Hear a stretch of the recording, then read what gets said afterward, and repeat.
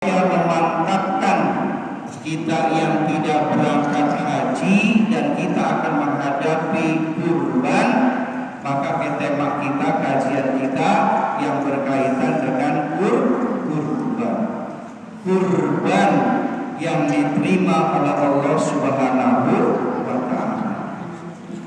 Jamaah ibu-ibu yang sama-sama dimuliakan Allah Subhanahu wa Ta'ala, sebagai landasan dari kajian kita, tema kita, saya sampaikan satu firman Allah di dalam surat Al-Hajj ayat 34. Allah berfirman di dalam Al-Quran, wa likulli ummatin ja'alna mansakan liyazkuru ismallah ala ma razaqahum min bahimatil an'am. Apa artinya? Artinya adalah dan tiap-tiap umat telah diwajibkan untuk berkurban. Ibu, tiap-tiap umat telah diwajibkan untuk berkurban sebagai tanda syukur atas nikmat yang Allah berikan kepada mereka, yaitu berupa binatang ternak. Jadi kita telah diperintahkan oleh Allah untuk berkurban sebagai tanda syukur atas limpahan nikmat Allah yang Allah berikan kepada kita berupa hewan kurban. Kemudian saya sampaikan pula sabda Rasulullah sallallahu alaihi wasallam, la yadkhulul jannata bakhilun, tidak akan masuk surga orang yang bakhil, orang yang pelit, orang yang kikir. Inilah dua landasan dalil yang menjadi tema kita, kajian kita pada kesempatan kali ini. Ibu-ibu jamaah yang sama-sama dimuliakan Allah Subhanahu wa Ta'ala, salah satu ibadah tertua, yaitu kurban. Jadi kurban itu adalah salah satu ibadah tertua. Apalagi Ustaz, selain kurban puasa. Apalagi Ustaz, selain kurban sholat 5 waktu. Ya Bu, ini ibadah-ibadah tertua, yaitu kurban diantaranya. Perintah kurban yang Allah perintahkan kepada umat manusia. Jamaah ibu-ibu yang sama-sama dimuliakan Allah Subhanahu wa Ta'ala, kurban kan kita sering ibu ya menyebut kurban. Kurban itu asal katanya dari qorib. Kurban itu bahasa Arab. Asal katanya dari qorib. Ibu ya? Qorib. Apa artinya Ustaz? Artinya qorib itu dekat dan erat. Ibu, dekat dan erat. Jadi maknanya Ustaz, apa kurban itu maknanya? Kalau kurban itu artinya dekat dan erat, maka makna istilah kurban itu yaitu seseorang yang ingin berusaha mendekatkan diri dan mengeratkan dirinya dengan Allah Subhanahu wa Ta'ala. Jadi berkurban itu, orang yang berkurban, orang yang berhaji adalah orang yang ingin mendekatkan diri, mengeratkan diri sedekat-dekatnya dengan Allah Subhanahu wa Ta'ala. Kalau berhaji lewat hajinya, kalau kurban maknanya berhaji, maka orang yang berhaji itu ingin dekat sekali dengan Allah Subhanahu wa taala lewat ibadah hajinya. Biayanya yang banyak gitu ya. Perjalanannya yang jauh, waktunya yang lama, tenaganya yang melelahkan, bahkan taruhannya adalah kematian, taruhannya adalah nyawa. Coba ibu bayangkan, saking ingin dekatnya seseorang hamba kepada Allah dengan melaksanakan haji, semuanya ditinggal, keluarganya ditinggal, anak istrinya ditinggal, orang yang dicintainya ditinggal, memenuhi panggilan Allah Subhanahu wa taala. Saking pengen seorang hamba itu dekat dan erat dengan Allah Subhanahu wa taala. Jauh dijabanin, bahasa kitanya ibu, jauh dibadanin, melewati negara-negara orang, jauh dijabanin. Biayanya banyak dicukupin, waktunya lama juga nggak apa-apa, tenaganya begitu capek juga nggak apa-apa, sampai taruhannya nyawa juga tidak apa-apa. Karena apa? Karena ingin dekat dan erat, pengen dekat banget seorang hamba itu dengan Allah Subhanahu wa taala. Inilah makna kurban bagi orang yang berhaji. Ibu, lantas dari semua syarat haji itu Ustaz, jauh dijabalin, biayanya banyak dicukupin, waktunya lama nggak apa-apa, taruhannya nyawa, capek. Lantas apa Ustaz yang menjadi tujuannya orang yang berhaji? Tujuannya adalah agar mendapatkan haji yang mabrur, haji yang diterima oleh Allah Subhanahu wa taala. Syarat yang mendapatkan haji mabrur adalah keikhlasan dari hati orang yang berhaji. Ibu ya? Jadi kalau berhajinya ingin mabrur harus ikhlas, tidak boleh riya. Ibu ya? Ikhlas, tidak boleh riya. Supaya apa? Supaya ibadah hajinya diterima oleh Allah Subhanahu wa taala. Maka kita doakan ibu, kita doakan saudara-saudara kita yang diberikan oleh Allah kesempatan tahun ini pergi berhaji, mudah-mudahan Allah berikan keselamatan. Ibu ya? Mudah-mudahan Allah berikan keselamatan. Pulang, berangkat dan pulang bisa kumpul lagi dengan keluarga dan pulang membawa haji yang mabrur, yang diterima oleh Allah Subhanahu wa taala. Lantas bagaimana Ustaz dengan kita yang tidak bisa pergi haji? Belum tidak bisa, belum, Ibu ya? Belum diberikan kesempatan oleh Allah pergi haji, maka kita akan menghadapi yang namanya Idul Adha, Idul Kurban. Ya. Bagaimana Ustaz makna kurban bagi orang yang akan menyembelih hewan kurban, bagi orang yang berkurban? Tadi haji. Sekarang makna kurban bagi orang yang berkurban, yaitu seseorang yang ingin mendekatkan diri kepada Allah, ingin mengeratkan diri kepada Allah sedekat-dekatnya, seerat-eratnya dengan Allah Subhanahu wa taala lewat hewan sembelihannya, lewat hewan kurban. Dipilih hewan kurban yang bagus, tidak usah mahal, yang bagus, yang memenuhi syarat. Syukur-syukur kalau rezekinya banyak, memang yang paling sempurna. Hewannya tinggi besar, mulus, tidak ada cacat, gemuk, sehat dan lain sebagainya. Dipersembahkan karena ketaatan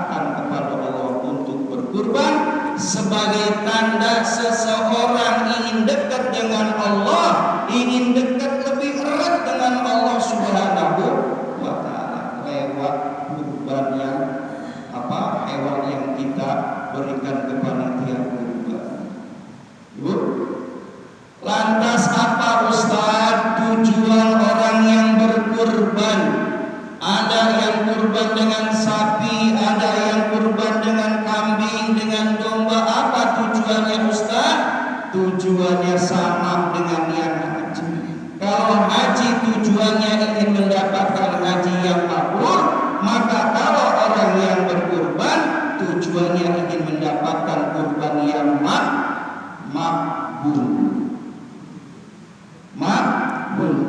Itu yang diterima oleh Allah Subhanahu wa taala. Mabrur haji diterima oleh Allah.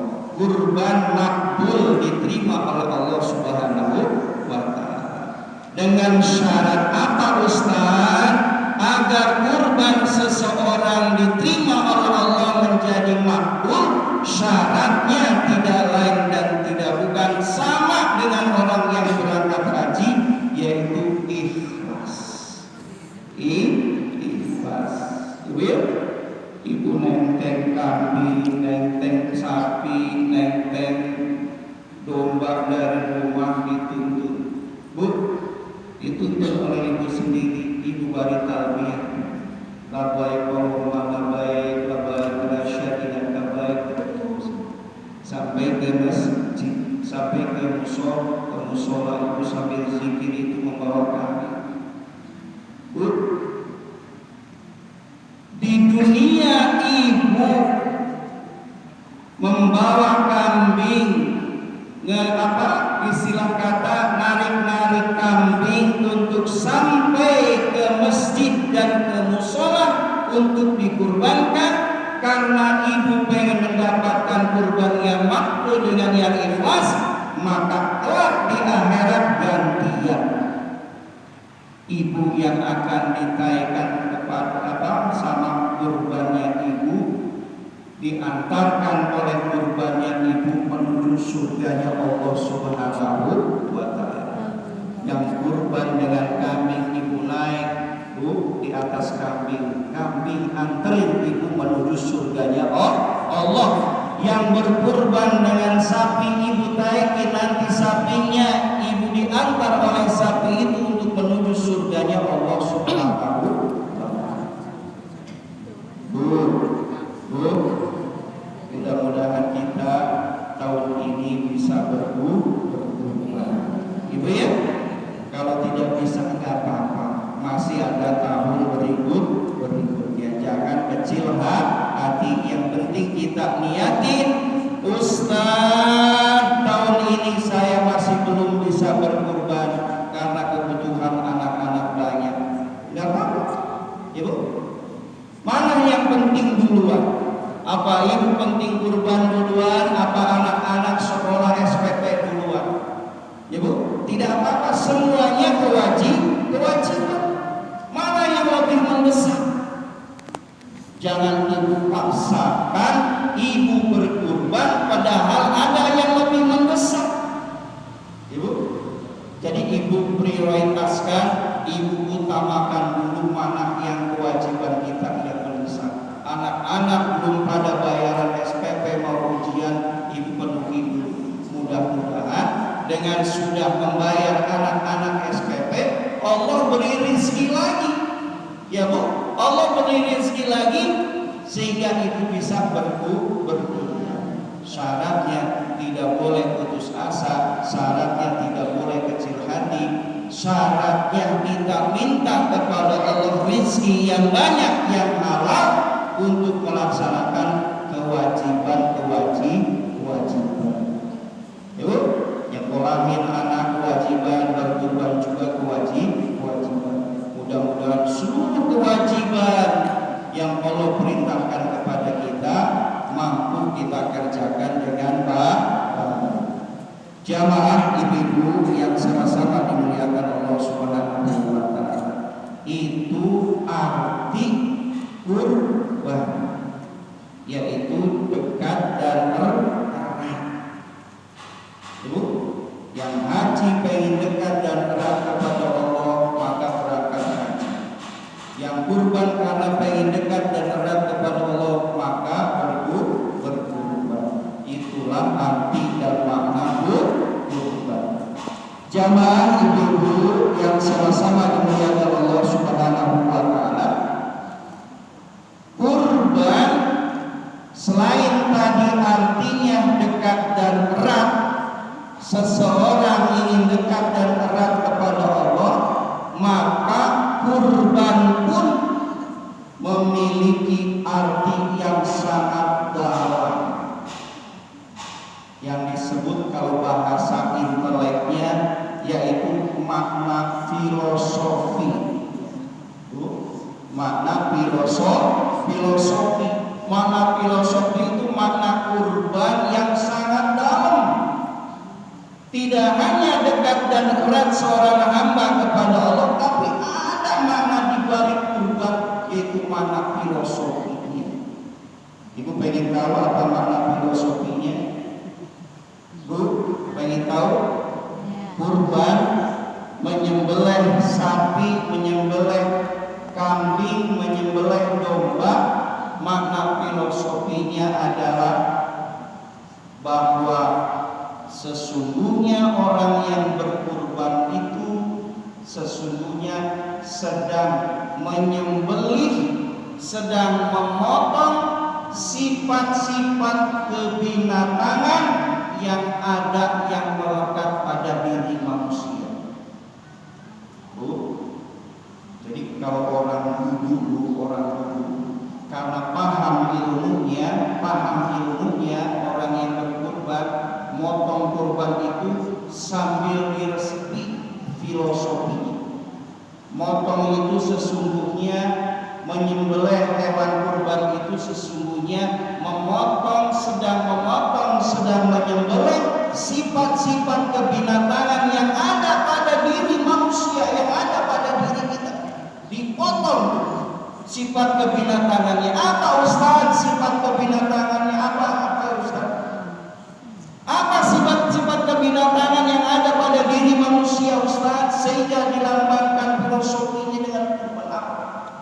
Yaitu sifat tamak, sifat rakus, sifat serakah, sifat susah diatur yang ada pada diri manusia.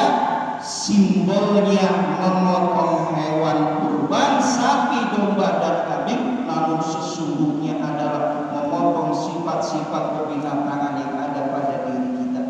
Tamak, rakus, serakah, pelit, susah diatur. Betul? Bu. Satu ketika, satu ketika Nabi Ibrahim alaihissalam mau memotong, menyembelih putranya Ismail alaihissalam, digoda sama iblis.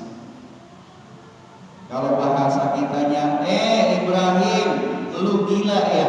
Anak sendiri mau dipotong, anak sendiri mau disembelih. Tuh, digoda. Sama dengan digodanya kita orang yang beriman, datang panggilan berkurban, panitia mengumumkan kurban sapi 3,5 juta, kalau kambing minimal 2,5 juta, maju mundur. Kalau kayak sapi, maju asik, mundur asik.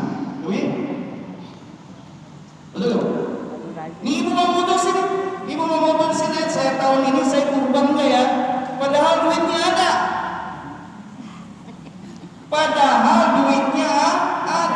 Ibu sanggup diumumkan oleh panitia Al-Qasiyun kalau sapi 3,5 juta ada duitnya, bahkan lebih. Apalagi beli kambing. Mau mutusin diskusi sama suami, istri sama suami, Pak, kita kurban yuk. Apa kata istri? Jangan deh Pak, nanti kamu besok aja. Ini istri lambangnya iblis tadi. Ibrahim, lu gila ya? Bu, Ibrahim, lu gila ya? Anak sendiri mau